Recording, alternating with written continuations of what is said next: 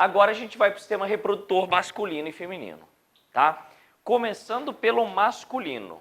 A uretra masculina, ela vai pertencer aos dois sistemas, urinário e reprodutor, certo?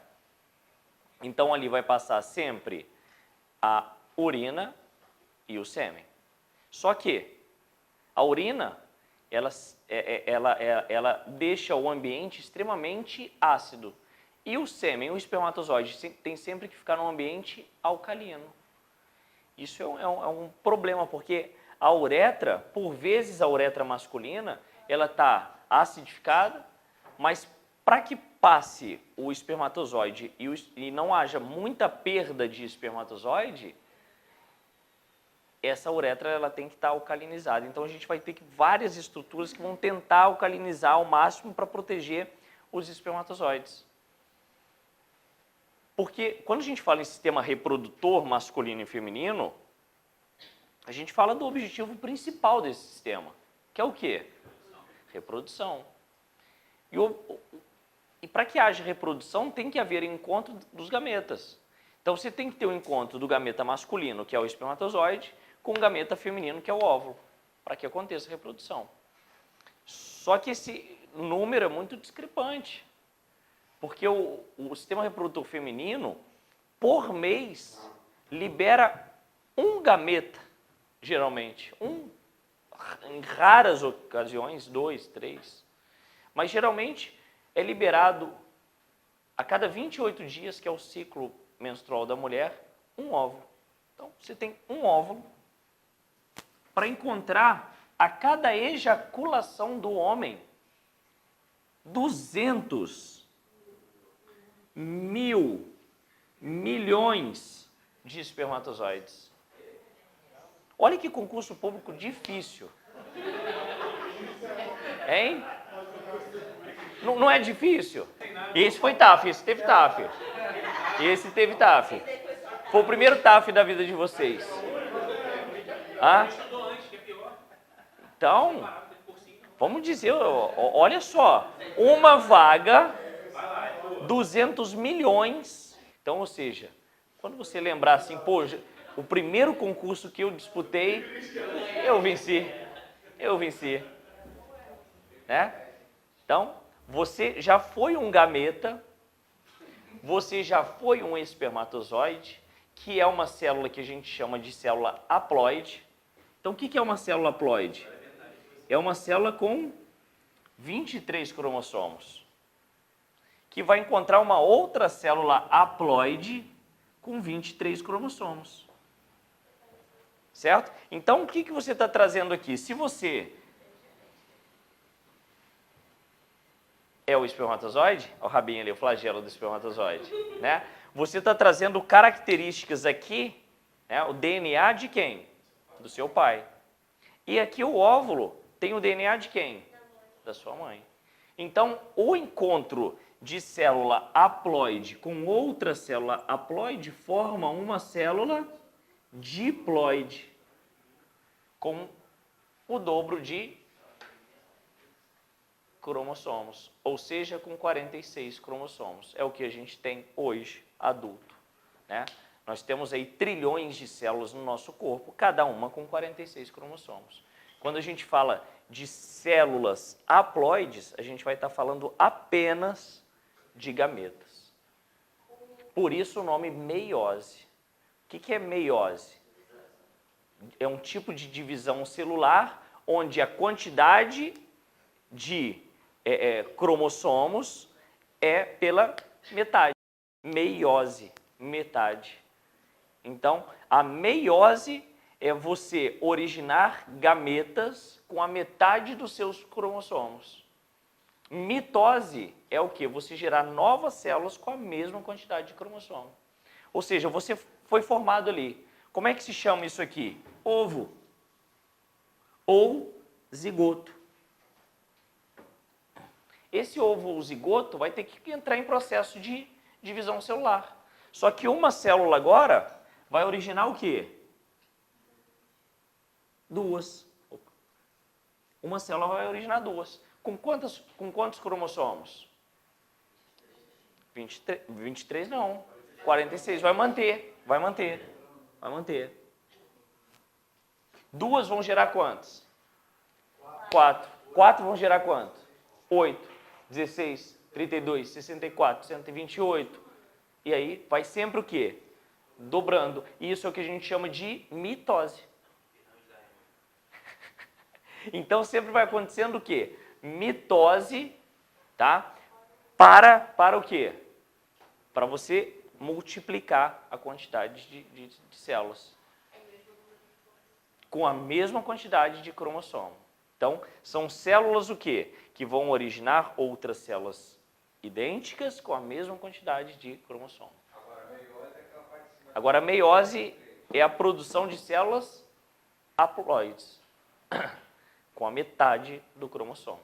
No caso do síndrome de Down, ele não tem 23.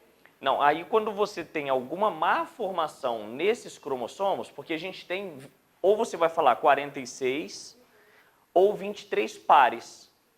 Então você tem vários cromossomos. Você tem cromossomo, vamos colocar aqui, ó, 1, cromossomo 2, cromossomo 3, cromossomo 4, cromossomo 5, 6 e assim sucessivamente.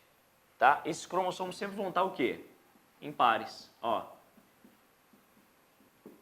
Beleza? Pode acontecer uma má formação, onde o que deveria ser um par, por exemplo, lá no cromossomo 21, é um trio. É o quê? Uma trissomia do cromossomo 21, onde deveria ser um par de cromossomos, passou a ser um trio. Isso aqui vai causar a síndrome de Down. Agora, o que pode acontecer também? Uma má formação aqui, ó. Esse cromossomo aqui ele foi mal formado, pode causar uma outra síndrome.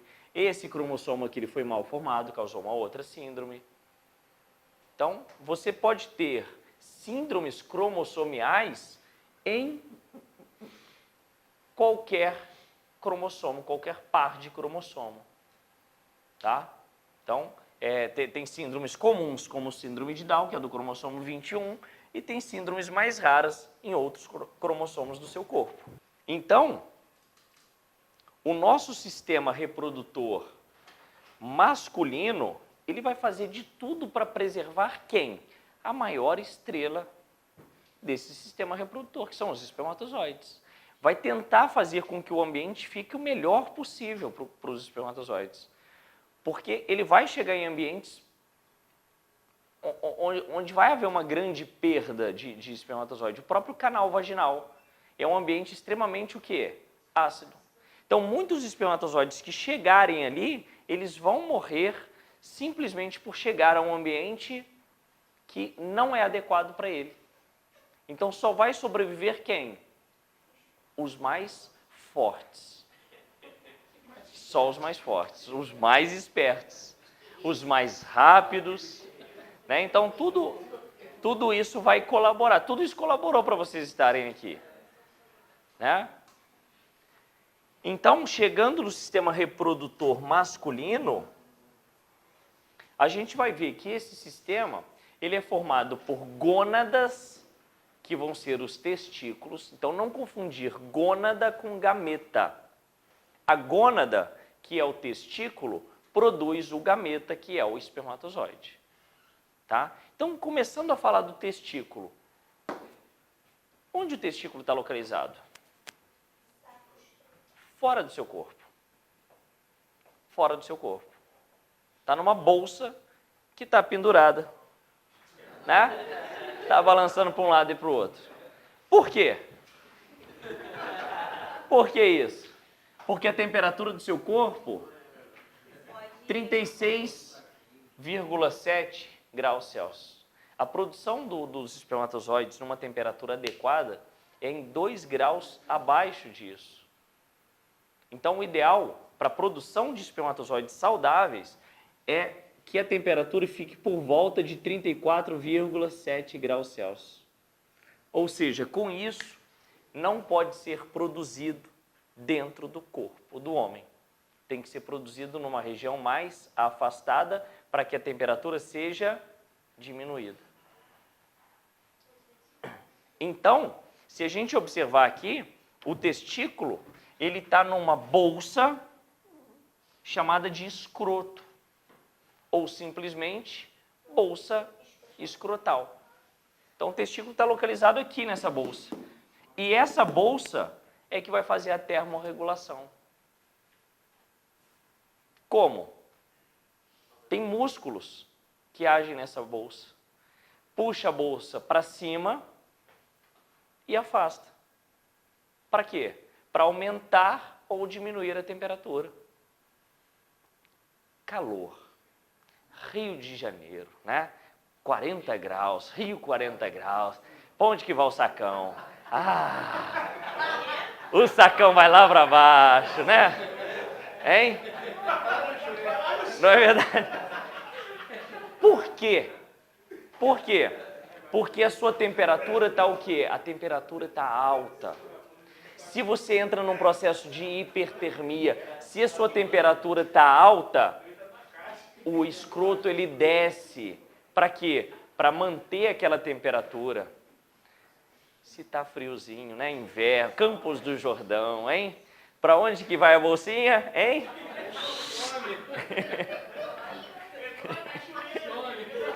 Chegou na cachoeira. Isso aí. Para onde que vai? Vai lá em cima, olha só. Então, existem músculos que fazem exatamente isso. Músculos que ficam ó, subindo e descendo o testículo para fazer essa termorregulação. É um elevadorzinho, né? Sobe e desce, sobe e desce. É a termorregulação. Tá? Então, porque o que acontece? A produção de espermatozoide, como que ela acontece? Sempre.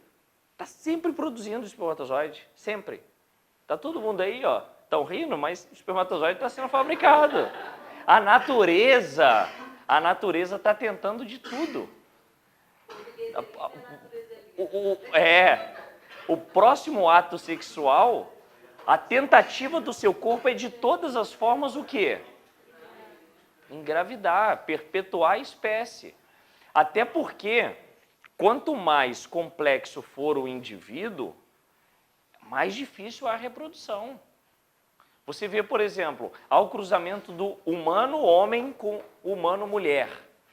Vai ter quantos filhos aí? Geralmente, um filho. Num cruzamento que vai demorar uma gestação de aproximadamente 40 semanas. Muito tempo. E esse filho vai ficar dependente do pai e da mãe por quanto tempo? 30 anos, 40 anos? Né? Talvez mais. Você vê, por exemplo, não é isso? Até passar no concurso. Olha como é que o ser humano é dependente, né? Você vê o nascimento de uma girafa, a girafa já nasce de pé, já nasce pastando, comendo, correndo, né? O ser humano, para dar o primeiro passo, demora mais de um ano. É um absurdo. Agora você vê seres menos complexos, quanto mais simples for o organismo, mais descendentes ele deixa. Você pega o cachorro, o gato, aí coelho, nossa, coelho nem fala então, meu Deus do céu. Coelho, aí você pega os insetos, né? Peixes, né? Deixa muito descendente. Pior ainda, bactérias, você pega seres procariontes, né? A reprodução é muito mais rápida. Então a mosca e o inseto, né? Então, quanto mais simples for o organismo, mais descendentes ele deixa. Quanto mais complexo for, menos descendentes ele deixa. O bacana do ser humano é que ele consegue se adaptar a qualquer situação. Independente de onde a gente more, a nossa temperatura interna não vai sofrer variação com o meio externo. Por isso a gente é considerado animais homeotérmicos. Né? E a temperatura do saquinho aqui? 2 graus abaixo. Essa aqui é ótima. Saco escrotal. É certo chamar isso. Então, mas isso aqui influencia muito. Vocês sabem que há uma pesquisa dizendo sobre algumas profissões que podem gerar infertilidade para o homem? Algumas profissões que alteram essa temperatura aqui. Sabe uma profissão que atrapalha muito? Motorista de ônibus. Isso aí. Porque aquele ambiente ali é extremamente o quê? Quente. E ele passa dirigindo ali muito tempo, temperatura muito alta e a produção do espermatozoide comprometida porque o ambiente fica muito com a temperatura muito alta, né? Cozinha, né? E aí fica ruim exatamente essa temperatura. Certo? Então deu para entender a importância da termorregulação? Mas o espermatozoide ainda não está apto, não. Ele foi produzido. Mas ele ainda não está apto, ele não está maduro o suficiente. Ele tem que ir para uma estrutura que vai armazenar esse espermatozoide, que é uma bolsa que fica por cima do testículo, que a gente vai chamar de epidídimo. Então, o que acontece? O testículo produz o espermatozoide e esse espermatozoide vem para o epidídimo para ser amadurecido. É aqui no epidídimo que o espermatozoide ganha o flagelo. E o flagelo vai ser importantíssimo para esse gameta o quê? Locomover. Né? Ele só vai conseguir se locomover por conta desse flagelo. Muita gente acha, porque vê na imagem, que fica batendo, oscilando como se fosse um rabo de um peixe. Não é. É como se fosse uma hélice de um barco. Vai girando. Vai girando. Então, esse flagelo, ele vai girando para dar possibilidade para esse espermatozoide o quê? Se locomover. É porque quando a gente vê a imagem de lado, a gente vê como se fosse o bater de um rabo de um peixe. Quando a gente vê por trás, a gente vê que ele é giratório. Tá? Então, é exatamente como se fosse uma hélice de barco mesmo. Então, é no epidídimo que ele vai ser amadurecido, que ele vai ganhar essa cauda, esse flagelo, que vai ser importante para a sua locomoção. E depois do epidídimo, ele vai para aquele ducto deferente. Então, olha o ducto deferente. Ele vai sair daqui do epidídimo, vai dar a volta, vai subir, vai vir aqui por cima da bexiga e vai desembocar na uretra. Esse é o ducto deferente. Ele passa pela frente do Passa pela frente do púbis, por cima da bexiga. E depois dá a volta e passa dentro da próstata. E depois ele vai desembocar na uretra que vai por dentro do pênis. Vai embora, né? Não tem erro não, isso é importante. Isso é importante, bem feito. Depois eu explico o porquê. Depois... aqui é para ganhar velocidade, né? Para ganhar velocidade. Quando se faz a vasectomia, a vasectomia é um procedimento extremamente simples, né? Extremamente simples. Todos os homens aí podem fazer, né? Já fez? Então não há. Mas aí eu pergunto, que bom que tem gente que fez vasectomia, pode me ajudar aí, né? Então o que foi feito? Foi feito um corte aqui e pum! Beleza. Dá um corte. Procedimento extremamente simples. Você fez, em quanto tempo você ganhou alta? No mesmo dia. Então fez o procedimento, no mesmo dia foi para casa. Mas aí já pode, né, ficar despreocupado. Não, porque você tem que fazer um controle através do espermograma. Então, você tem que ter a certeza, tá, através do espermograma, que não tem mais espermatozoide ali no sêmen. Aí sim você é considerado estéril, certo? Há uma grande diferença de infertilidade para esterilidade. Infertilidade é algo temporário, certo? Esterilidade é algo definitivo. Então, sim. Você fazer o uso de algum medicamento contraceptivo, Esse medicamento está te deixando o quê? Infértil.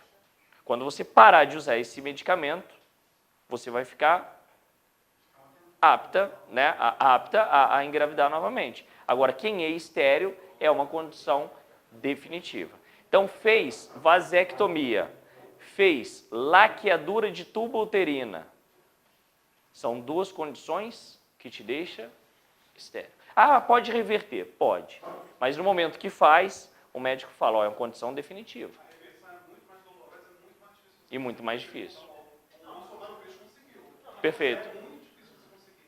Pode conseguir, mas não é uma garantia. Porcentagem mínima. Mínima. Para fazer, então, tem que ter a certeza que não quer ter mais filho. Já tem filho? Certo?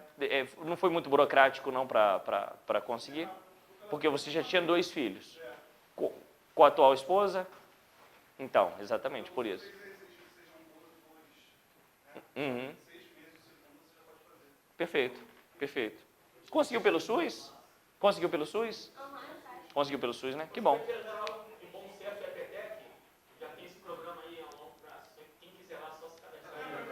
Legal. Uhum. É interessante fazer um controle de natalidade também. Deveria. Porque às vezes o casal não quer ter mais filho.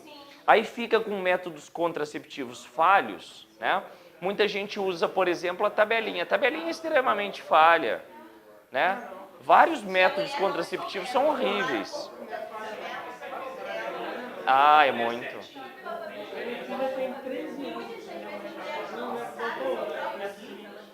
Então, para a tabelinha funcionar bem, tá? O ciclo tem que ser muito regular. Se o ciclo não for muito regular, a tabelinha pode falhar. Sim. Aí eu pergunto para vocês, o testículo é uma glândula o quê? Mista. Não é isso? O testículo é uma glândula mista. Está produzindo espermatozoide, que é a parte exócrina, está jogando para fora, e está produzindo o que mais? Testosterona. Beleza? Fazer vasectomia vai atrapalhar em alguma coisa aí a produção de testosterona? Não. Fazer vasectomia vai atrapalhar alguma coisa a produção de espermatozoide? Também não. Vai continuar produzindo. A única coisa é que esse espermatozoide ele não vai ser o quê? Encaminhado para fora. Ele vai ser produzido, vai ser armazenado, vai ser amadurecido, mas ele vai ser absorvido para a corrente sanguínea. E aí da corrente sanguínea ele vai ser o quê? Excretado. Certo? Então ele continua sendo produzido. Então não altera em nada. Igual muita gente pergunta, altera, por exemplo, a ejaculação do homem? O homem continua ejaculando mesmo tendo feito vasectomia? Continua, porque o sêmen não é composto só por espermatozoide, tem outros líquidos. E a menor porcentagem do sêmen é de espermatozoide. Então vai continuar ejaculando, mas só que um líquido que não contém espermatozoide. Certo? Então, vamos voltar aqui com o ducto deferente e seguir. Certo? Então, o espermatozoide vai passar por uma vesícula, chamada de vesícula seminal, que vai produzir o líquido seminal. Então, vesícula seminal produz o líquido seminal. Líquido seminal, qual a importância do líquido sinovial? Sinovial. Seminal. Vai dar energia para o espermatozoide. É um líquido rico em carboidrato, frutose. Para dar o quê? Para dar força para esse espermatozoide conseguir ter energia para poder chegar ao ambiente final. E deu uma paradinha ali na vesícula seminal para pegar o líquido seminal. Meio cansado. Agora ele já está em força novamente, né? Então ele ganhou frutose, ele ganhou energia, agora ele tem força, tá? Para poder chegar ao final. Porque ele vai chegar no canal vaginal, tá? Depois do canal vaginal, ele vai passar pelo colo do útero, vai chegar dentro do útero, e aí ele vai ter, dentro do útero ele tem duas opções, lado direito e lado esquerdo. Aonde é que está o óvulo maduro? Né? Tentativa e erro, meu filho. Escolhe um lado e vai.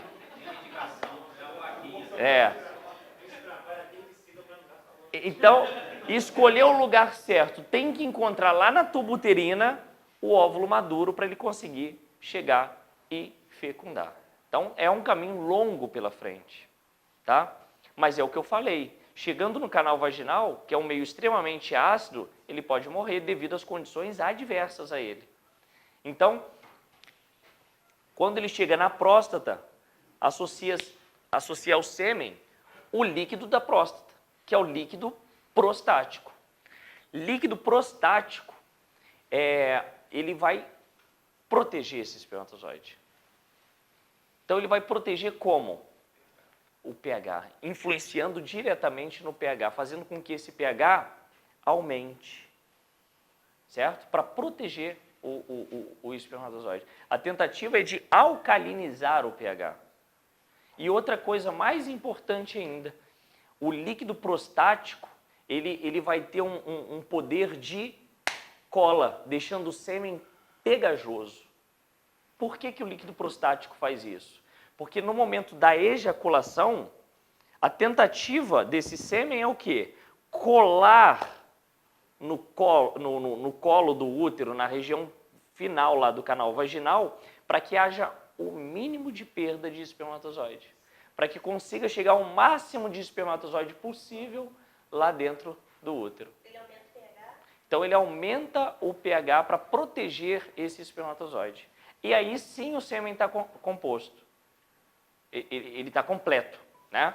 Então, o sêmen fica completo quando passa aqui na próstata. Aí chega na uretra e a uretra apenas leva esse sêmen para onde? Para fora. Então, o sêmen, vamos escrever aqui. O sêmen, ele é composto por espermatozoides. Ele é composto por líquido seminal e líquido prostático. Então, essa aqui é a composição do sêmen. O espermatozoide nada mais é do que o gameta masculino. O líquido seminal nada mais é do que o líquido que oferece energia através de um carboidrato, frutose, tá? E o líquido prostático, ele oferece proteção, aumentando o pH, certo? Aumenta o pH, protege e ainda dá viscosidade, deixa o sêmen com uma característica pegajosa para que ele cole na parede do canal vaginal, certo? Então, quando você faz vasectomia, a única diferença é que o seu sêmen não vai conter espermatozoide, que corresponde a cerca de 5% do volume do sêmen. Então, faz alguma diferença? Nenhuma. O indivíduo vai continuar ejaculando? Vai, normalmente, 5% a menos. Não faz diferença alguma, nem visual, nem nada. A quantidade de testosterona é mantida a mesma, não influencia. Muita gente fica com medo, eu vou fazer vasectomia, vai influenciar no meu desempenho sexual, né? Vou ter problemas de ereção por conta disso. Não altera em absolutamente nada. Não altera absolutamente nada. Em absolutamente nada. A parceira nem vai perceber, né, a quantidade do volume, porque é indiferente. O que mais você tem na composição do sêmen é o líquido seminal e o prostático, certo? Agora, outra coisa, o que é mais comum o indivíduo ao longo do dia, ejacular ou urinar? Normalmente é mais comum urinar, né? Normalmente, né? Normalmente é mais comum isso. Ou seja,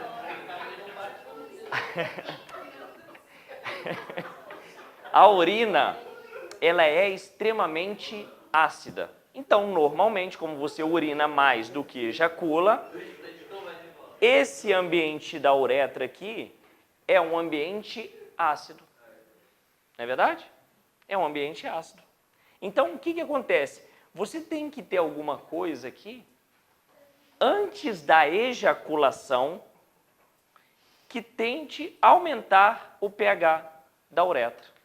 E existem glândulas aqui bem na parte posterior do pênis, chamado de glândula bulbo-uretral, que ela vai ser ativada simplesmente quando acontece a ereção do homem. Então, o homem foi excitado, teve ereção, glândula bulbo-uretral foi ativada. O que essa glândula vai fazer? Vai secretar um fluido chamado de fluido pré-ejaculatório. Ou seja, o homem teve ereção.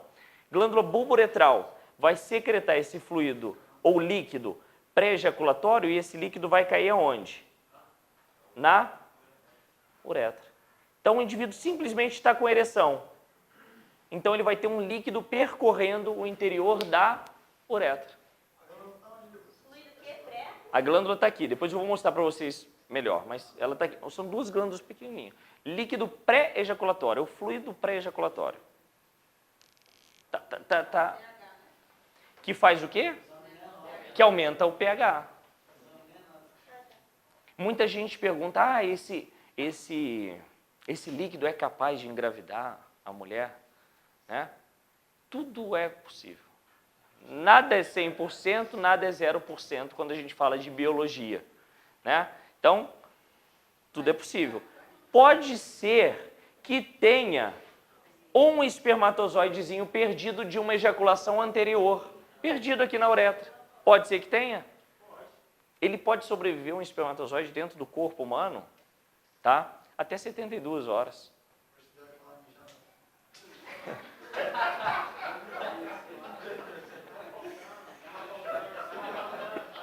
Então ele está ali. O espermatozoide está ali. Ele está ali. O indivíduo está com ereção. Se ele fizer uma penetração sem ejacular, ele consegue engravidar? Consegue. Se tiver um espermatozoide saudável e esse espermatozoide conseguir entrar, sobreviver às condições adversas do canal vaginal, encontrar o óvulo, ele vai fecundar. Você não precisa de 200 milhões, você precisa de um. Precisa de um. Ficou perdido, isso. Então, o que acontece? Esse líquido pré-ejaculatório nada mais é do que uma preparação para que aconteça a ejaculação. Tá? Então, é uma preparação desse ambiente que teve o seu pH aumentado e depois o que vai acontecer? A ejaculação. E aí o espermatozoide vai sair daqui, vai para o ducto deferente, vai pegar o líquido seminal, vai pegar o líquido prostático, vai encontrar uma uretra com um pH mais adequado, ele está protegido pelo líquido prostático, alimentado pelo líquido seminal, ou seja, só alegria, vamos lá encontrar o óvulo, fecundar, ser feliz e aumentar a família. Não é isso? Essa imagem de cá mostra exatamente como seria o sistema reprodutor masculino visto por trás. Uma vista anteroposterior, tá? Uma vista anteroposterior ou póstero-anterior. A gente conseguiria ver aqui 2 testículos, 2 epidídimos, 2 ductos deferentes e apenas uma uretra. Então, olhando nessa imagem aqui, a gente tem uma percepção. Aqui a gente acaba tendo outra percepção. Então, olha só, o ducto deferente que vem do testículo direito se une ao ducto deferente que vem do testículo esquerdo. E aí desemboca na uretra. Então, a gente tem aqui as duas vesículas seminais. Aqui tem a próstata, que é cortada no meio pela uretra. E aqui a uretra passa bem no centro do corpo do pênis e leva esse sêmen para o meio externo. A vesícula seminal e a próstata, elas são glândulas exócrinas? São glândulas exócrinas, tanto a vesícula seminal quanto a próstata, porque elas produzem secreções que vão para fora do corpo. Tá? Então, e outra coisa que a gente falou, toda glândula exócrina ela possui ductos. Então, a vesícula seminal tem ducto e aqui a próstata também tem um ducto que passa bem no centro dela, tá? Então, e o testículo ele é exatamente misto, tá? Foi. Então, olhando para isso agora e chamando atenção para as estruturas de forma separada, a gente vai observar que o testículo, por ser uma glândula mista, né, ter sua função endócrina e exócrina, a gente vai ter uma região do testículo chamada de túbulos seminíferos, que vai ser responsável pela espermatogênese, tá?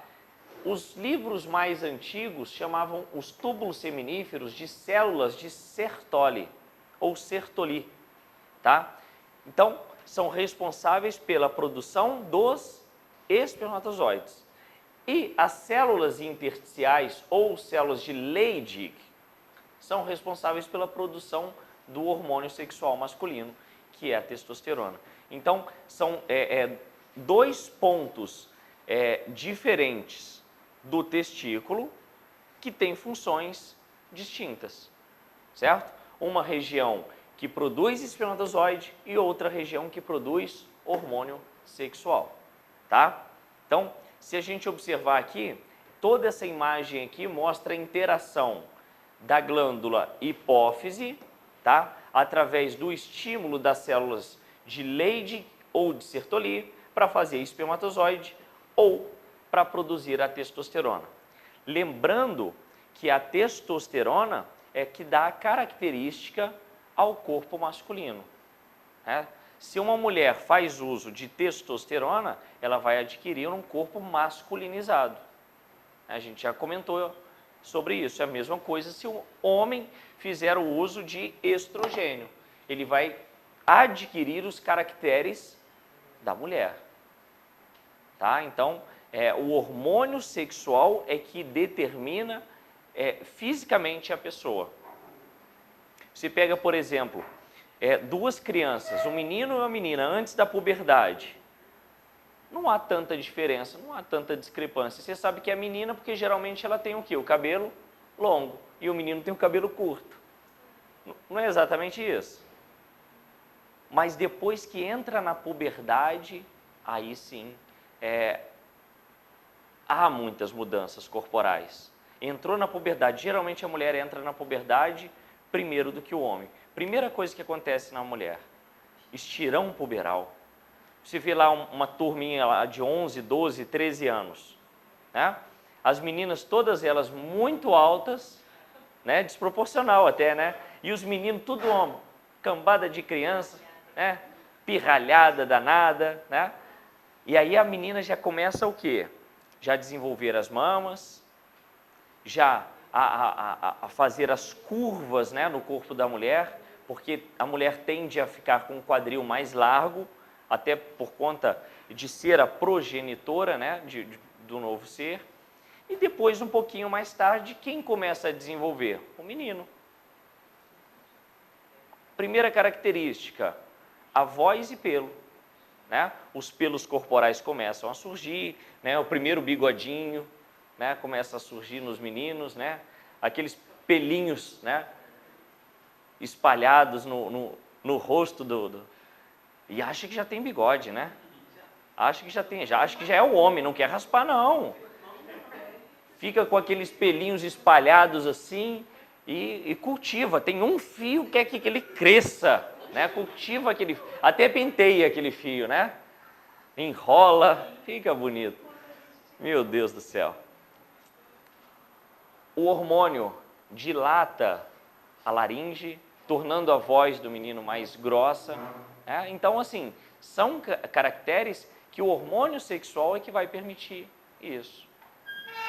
Tá? Aí depois o menino entra no estirão puberal e aí ele ultrapassa numa velocidade, né, a estatura da mulher, porque o homem ele tem como média aí 1,70 m de estatura e a mulher por volta de 1,60 m. É uma média, né? Uma média. Um pouquinho mais, um pouquinho menos. Né?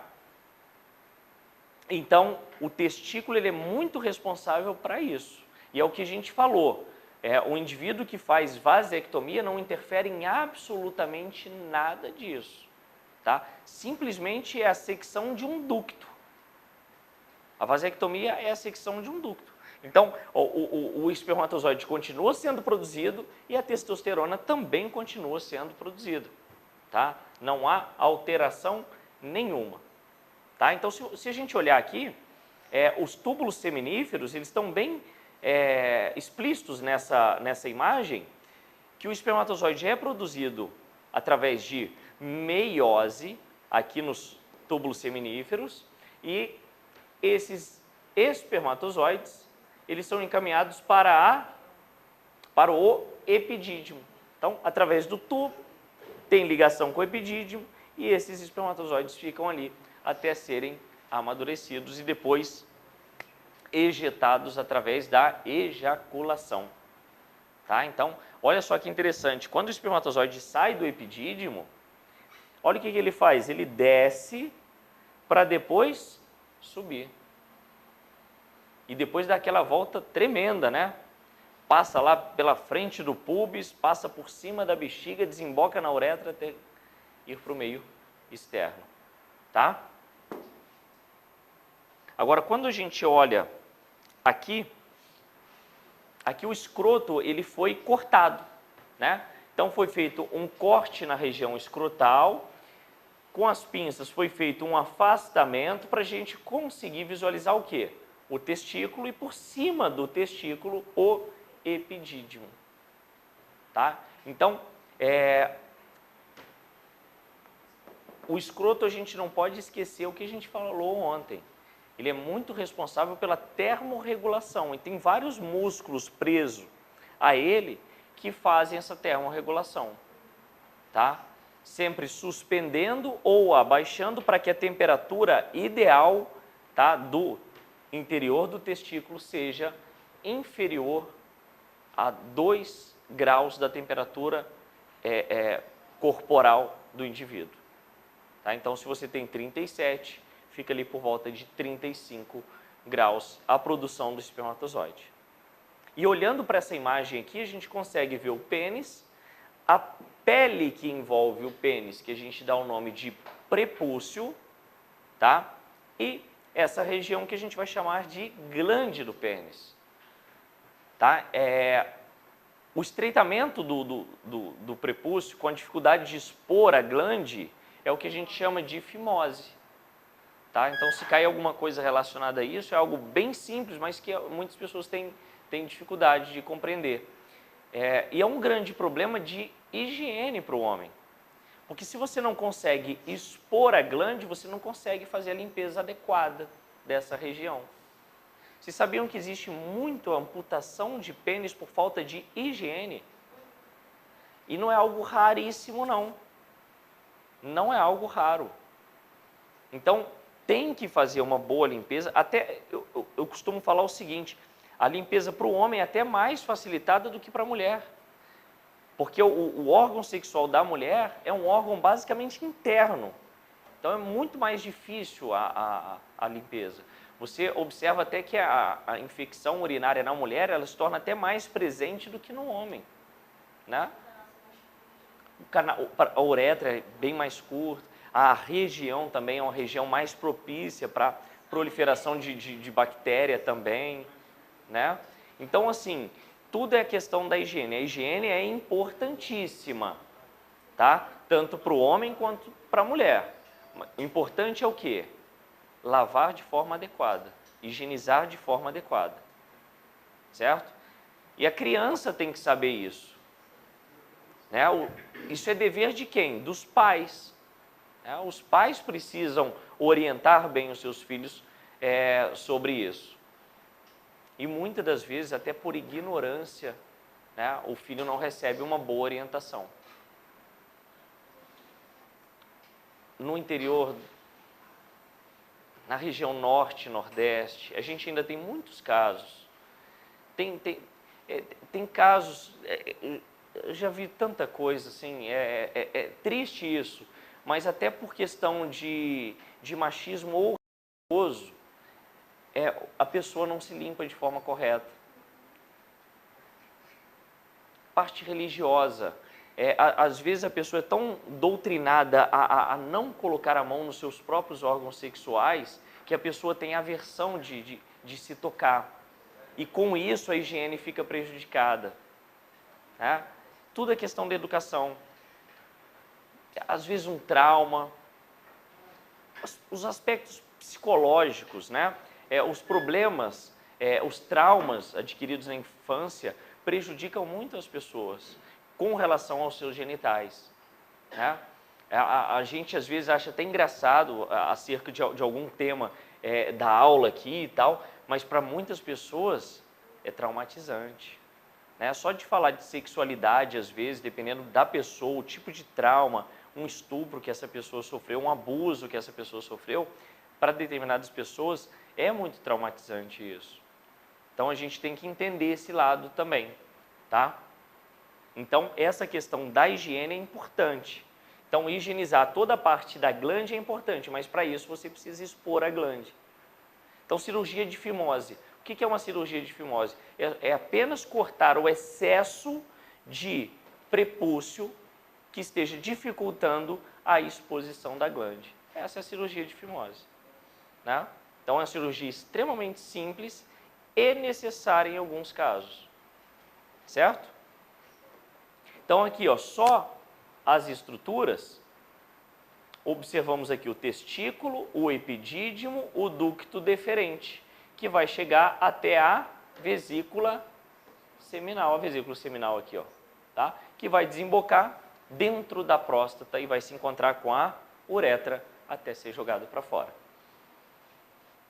Aqui o ducto deferente. Aqui eu já tenho uma outra imagem.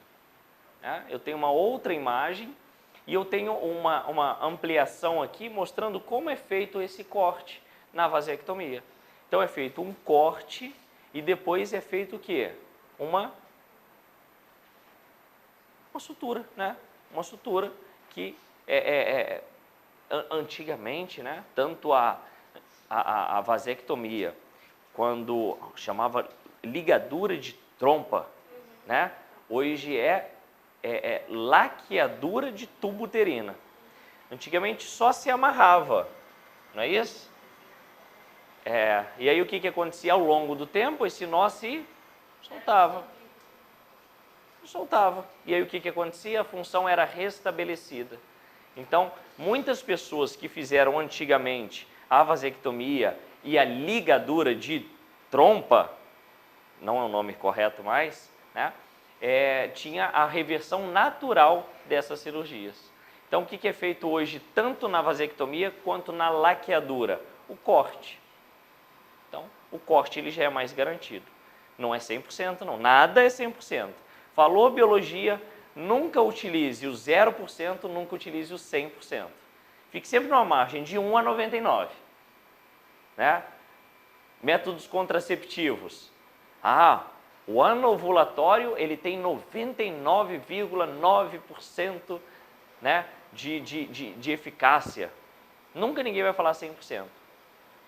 E essa eficácia é sempre diminuída quando é mal utilizado. Às vezes em concentrações inadequadas para a pessoa. Sabe que é muito comum ainda as pessoas receitarem medicamentos um para o outro? A amiga chega, estou usando um anticoncepcional maravilhoso, esse daqui é ótimo. Compra esse que é bom para mim, vai ser bom para você também. Né? E a dosagem, a quantidade de hormônio em um medicamento é diferente para o outro. Então, para cada caso, né, tem que ser um tipo de medicamento específico. E quem vai saber isso? O médico. Então, a pessoa que esquece de tomar, que toma no dia seguinte, né, que faz uso de outro medicamento que pode atrapalhar o efeito. Né? Então, várias situações. Tá? Então, o corte da vasectomia é feito exatamente aqui. Tá? E isso, vem por aqui, senhor.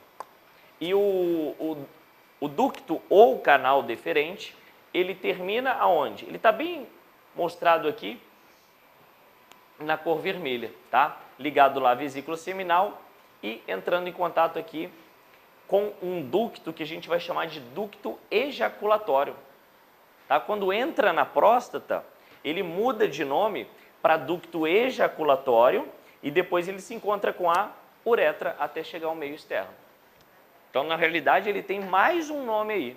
Ele, dentro da próstata, ele se chama ducto ejaculatório. Então, na realidade, todo esse tubo condutor, né, vai ser chamado de ducto deferente, ducto ejaculatório e aqui a uretra até chegar ao meio externo. Temos aí uma questão. Vamos ver se com essas informações a gente consegue chegar a um resultado bacana. O número 1 está representando o que nessa imagem? Vesícula seminal. Todo mundo concorda com isso? 1 é vesícula seminal? Perfeito. O 2 é o quê? Próstata, perfeito. E o 3? É o ducto glândulas bulboretais. O 3? 3? Não. Na cabeça. Ó, é porque a imagem está ruim. A seta está exatamente aqui, ó. Uretra. É porque a imagem aqui não fica tão boa. Então, uretra. 4. É porque o 4 está mostrando aqui, ó. Então, ducto deferente. E o 5 está mostrando aqui epidídimo. Beleza? Então, primeira etapa está feita, identificação das estruturas. Então, vamos lá. Num processo judicial de paternidade duvidosa, uma mulher grávida de 2 meses acusou um homem, anteriormente vasectomizado, aí, ó, como responsável pela sua gravidez. A prova visual da vasectomia poderá ser obtida caso se constate uma interrupção na região indicada pelo quê? 4, ducto deferente, não é isso? Então, alternativa D. Molezinha, né? Olha a vesícula seminal aqui, ó, ampliada, né? A vesícula seminal bem mostrada aqui. O que a gente tem aqui? Uma ampliação. Uma ampliação daquela imagem. Aqui, por exemplo, eu tenho o que aqui? O que seria isso? O osso do pubis. O que eu tenho aqui? Bexiga? Perfeito. O que eu tenho aqui? A vesícula seminal. Essa é a vesícula seminal, só que ela está o quê? Ela está aberta, está mostrando aqui ela aberta. Certo? Olha quem está aparecendo aqui, ó. Uma bolinha aqui, ó. Glândula bulboretral. Tá vendo que ela tem um ducto aqui, ó? Isso mostra que ela é uma glândula exócrina. Uma glândula exócrina. Tem ducto, é exócrina. Qual a função da glândula bulboretral mesmo? Produzir o líquido pré-ejaculatório.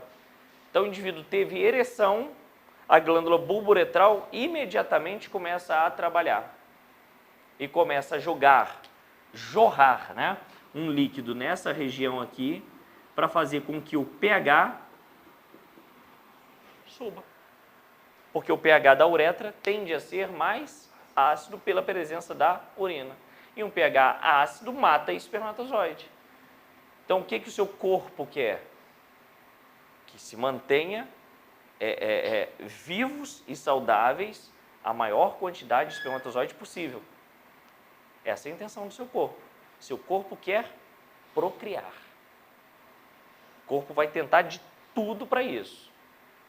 Quantas vezes a gente abre o jornal aí, fulano de tal não teve nem relação sexual e a mulher está grávida, meu Deus. Não sou o pai não, não teve relação sexual, não teve penetração, né? Mas teve outra coisa. Porque mesmo uma ejaculação que não precisa ser dentro do canal vaginal, uma ejaculação fora, próximo ao canal vaginal, pode engravidar a pessoa. Espermatozoide, já mostrei para vocês, o flagelo do espermatozoide dá uma força tremenda. Tem frutose ali no meio, energia, ele consegue o quê? Ter força para chegar. Então, exatamente. A lubrificação no canal vaginal, nossa, ajuda muito isso. Ajuda muito o espermatozoide a chegar no seu objetivo final. Então, é muito importante isso. Então, a glândula bulboretral, ela é essencial para isso. Ela é a lubrificação necessária até para o sêmen passar de forma o quê? Mais fácil dentro da uretra. E tá vendo? A lubrificação, ela começa aqui, ó. Por quê? Por que não começa antes? Porque não tem utilidade antes. Certo? Porque, olha só. Isso. Tá vindo aqui a próstata, né? Isso. Então, olha por onde está passando o sêmen. Por esse ducto que está caindo aqui e está vindo para cá. Olha só de onde está vindo o sêmen. Certo? E a urina vem de onde? Vem de cima.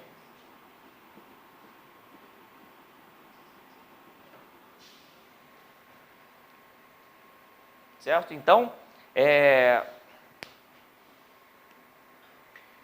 uma coisa bem importante.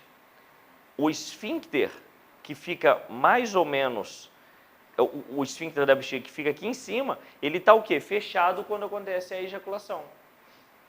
Tá? Então, esse esfíncter aqui, ele está extremamente forte quando o indivíduo entra em ereção. Ele está extremamente contraído. E quando acontece a ejaculação, ele se mantém contraído, para evitar que a urina se misture ao sêmen. Tá? Olha essa imagem aqui, mais nítida ainda, a vesícula seminal, o ducto ejaculatório, a próstata cortada no meio, não são duas próstatas, é uma próstata só, tá? É que a estrutura está passando no meio dela, e a bexiga urinária. Então, a vesícula seminal produz o líquido seminal que é rico em frutose. A próstata, eu botei essa imagem aqui por quê? Para mostrar a proximidade da próstata à região do ânus. Por isso que é feito o quê? O exame de toque. O exame de toque consiste em introdução do dedo do médico para analisar a estrutura da próstata. Então vai ver o tamanho dela e a dureza dela. Então, se ela estiver muito dura e aumentada de tamanho, pode ser um indicativo de hiperplasia benigna de próstata, pode ser um indicativo de tumor de próstata. E a gente tem que se preocupar muito, porque no nosso país, o câncer de próstata mata muito, assim como o câncer de mama, né, para a mulher também mata muito. Aliás, outra coisa também, tem muita gente que acha que o homem não tem câncer de mama. Tá? Pode ter, o homem também tem glândula mamária. Então, o homem também pode ter câncer de mama. É mais raro, mas pode ter. O fator mais importante aqui é a hereditariedade. Por isso que o médico ele sempre vai te perguntar o seguinte: existe algum caso de câncer de próstata na sua família? Ele sempre vai te perguntar isso. E aí tem vários outros fatores também. A alimentação pode influenciar bastante nisso aí também. Mas a hereditariedade é o principal fator. É o principal fator. Tá? Oi?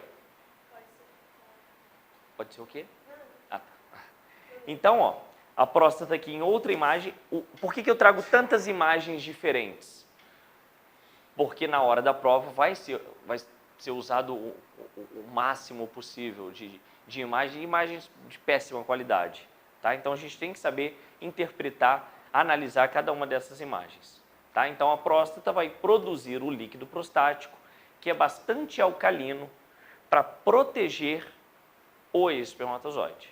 Tá? Então, vai elevar a alcalinidade do sêmen. Tá? É o líquido que tem maior concentração no sêmen, é o líquido prostático. A glândula bulboretral, antigamente chamada de glândula de Copé, A melhor imagem que eu consegui dela, né, foi essa. Porque é uma glândula extremamente pequena, muito pequena mesmo, até difícil de você visualizar no cadáver. Eu, particularmente, no cadáver, nunca nem consegui ver. Porque é de difícil visualização mesmo, tá? Uma glândula bem pequenininha, pertinho do músculo aqui, ó, bulbo esponjoso. Fica bem próximo ali na base do pênis.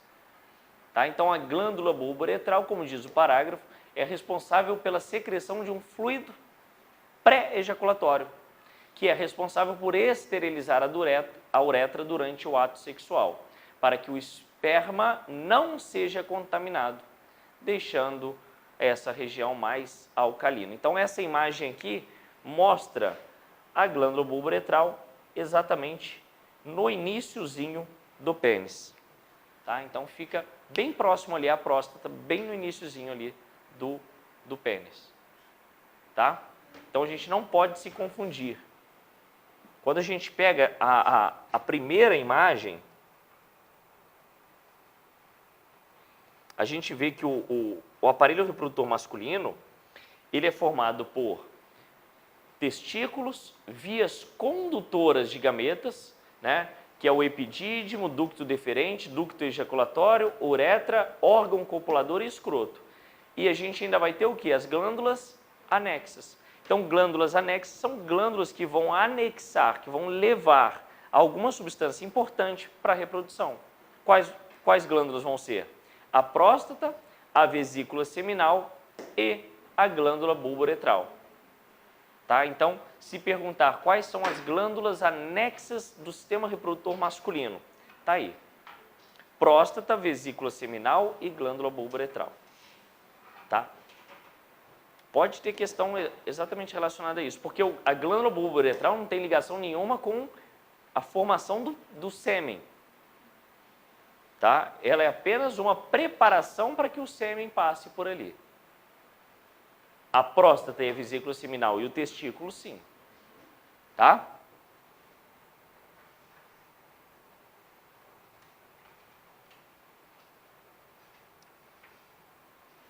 Agora, o pênis.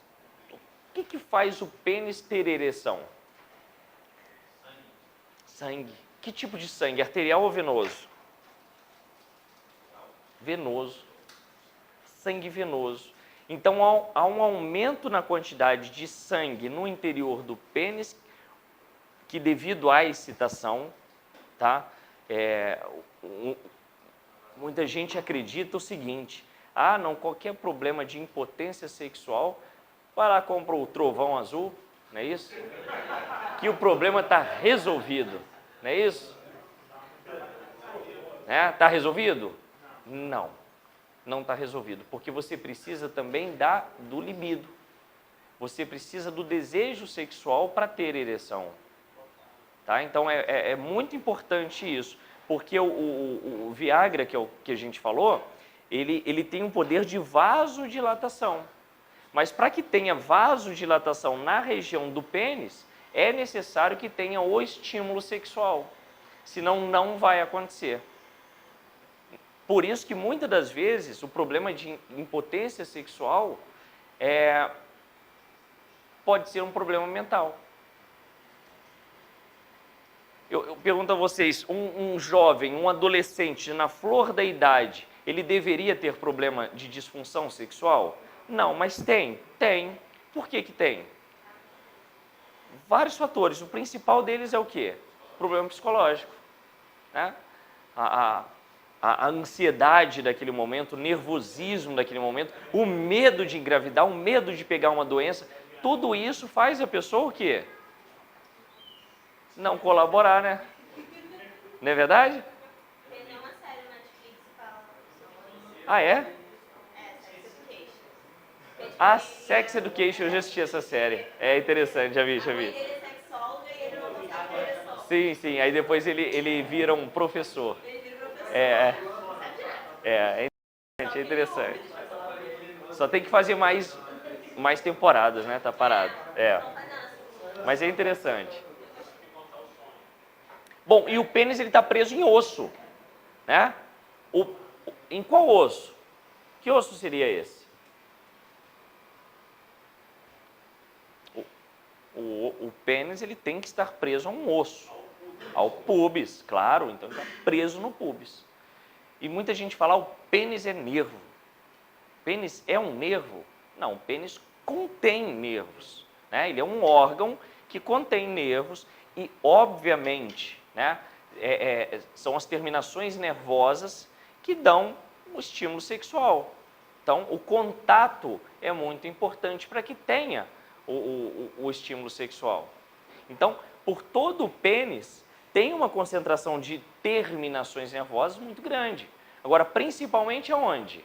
Principalmente na região da glande, principalmente na região do frênulo da glande. Então, são as regiões que mais contêm terminações nervosas, ou seja, são as regiões mais prazerosas para a excitação sexual do homem.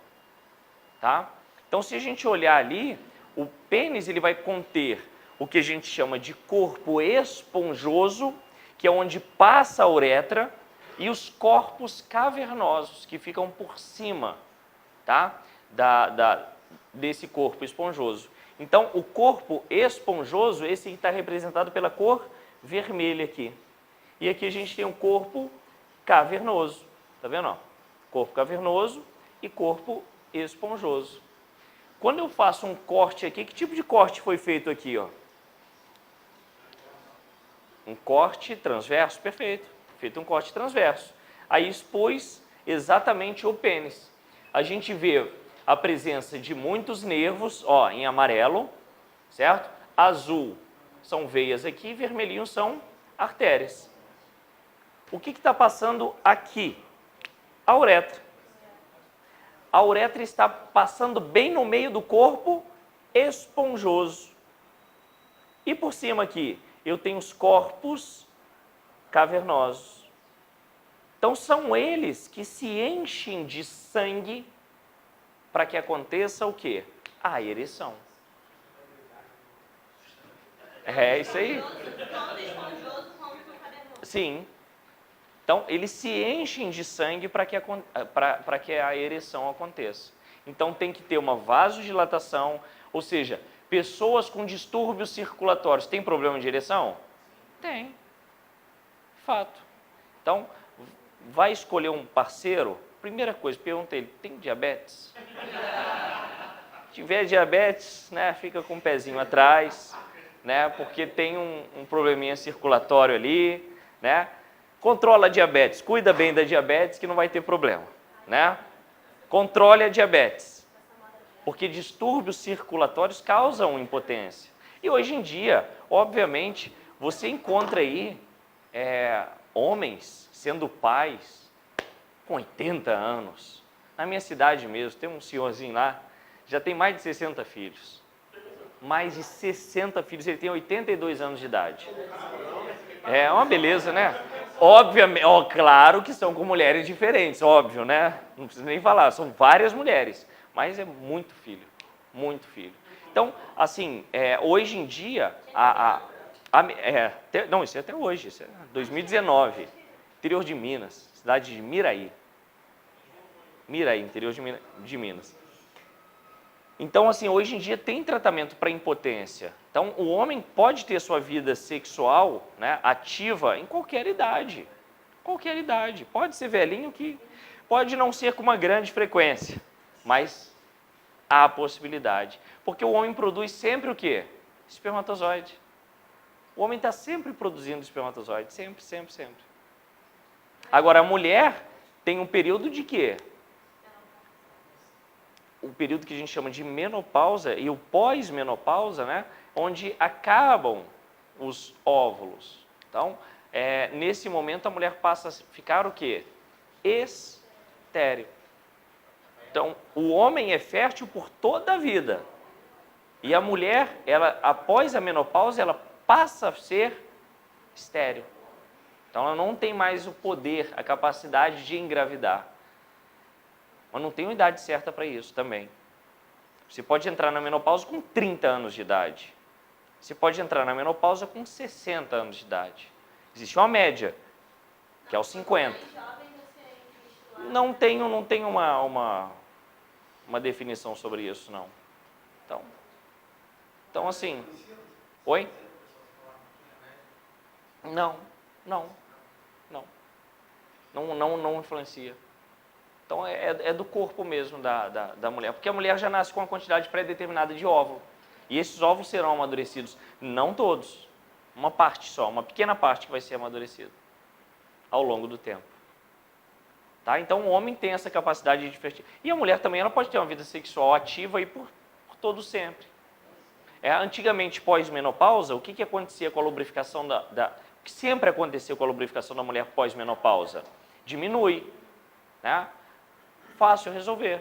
Se resolve com o quê? Com lubrificante.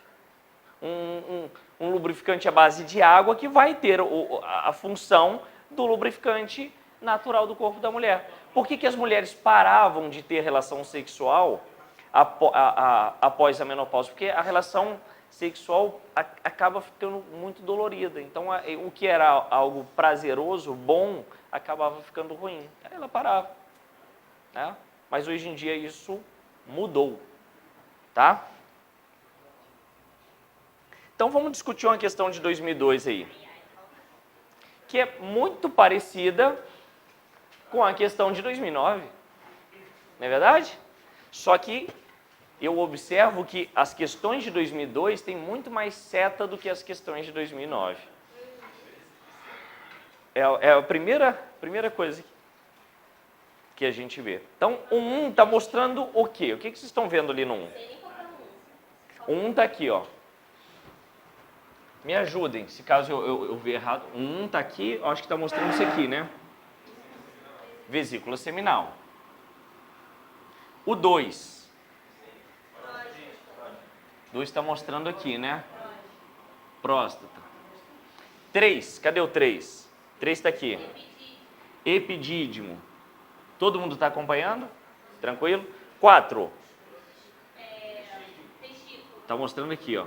Testículo. 5. Vou colocar aqui, ó. Escroto. 5. 6. 6 está mostrando aqui, ó.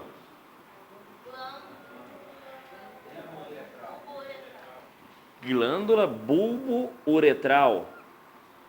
7. É isso aqui, ó. É isso? Ducto deferente. O 8. Está mostrando o que o 8? Aqui, ó. Uretra. E o 9... O 9 eu não sei onde está mostrando aqui. Não tô vendo muito bem. Está mostrando aqui ou aqui? Alguém tem essa imagem aí? É porque eu não estou conseguindo ver bem por aqui. Deixa eu ver no computador. Deixa eu ver no computador. Não, acho que está mostrando lá de fora, hein? Está mostrando lá de fora. Está mostrando aqui, ó. O 9 está mostrando aqui, ó.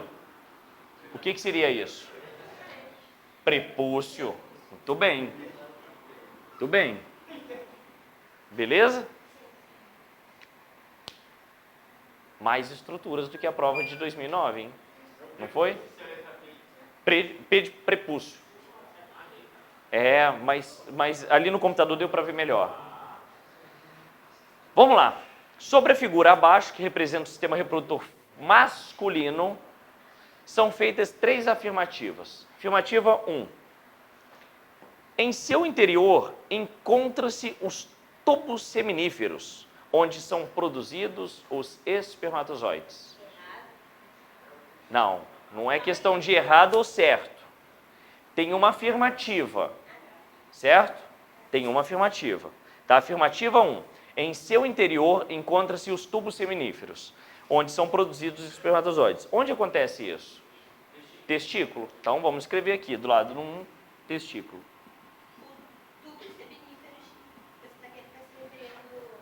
Os túbulos seminíferos são aquelas regiões que eu falei, que produz o espermatozoide. Isso. 2. Em seu interior, os espermatozoides ficam armazenados e adquirem mobilidade do epidídimo.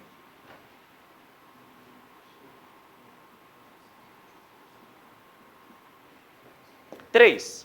Sua secreção, rica em substâncias nutritivas, facilita a sobrevivência dos espermatozoides no seu trajeto em direção ao óvulo. Líquido seminal? Olha a palavrinha certa, ó. Nutritiva. Então, sua secreção, rica em substâncias nutritivas, facilita a sobrevivência dos espermatozoides no trajeto. Então, é a vesícula.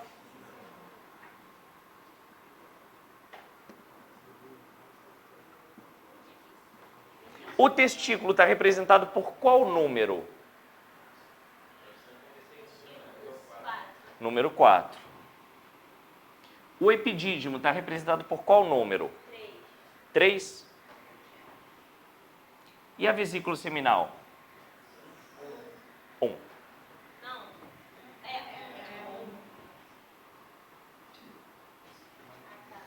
É correto afirmar que os órgãos a que se referem as afirmativas 1, 2 e 3 são, respectivamente, 4, 3, 1. 4, 3, 1, alternativa B. Difícil a questão? Trabalhosa. Trabalhosa. Não tem dificuldade. Se você conhece a anatomia do sistema reprodutor masculino, tá? É fácil. Então, isso aqui é muito importante. Mas a gente gasta aí uns 3, 4 minutos para fazer essa questão. Mas é melhor fazer isso aqui, é mais garantido fazer isso aqui. Não, mas o explicação que você está dando pra gente. É. Identificar, depois... Depois você lê. Primeiro você identifica, depois você faz a questão. Cada um tem o seu método. Eu estou falando para vocês o método que eu acho melhor.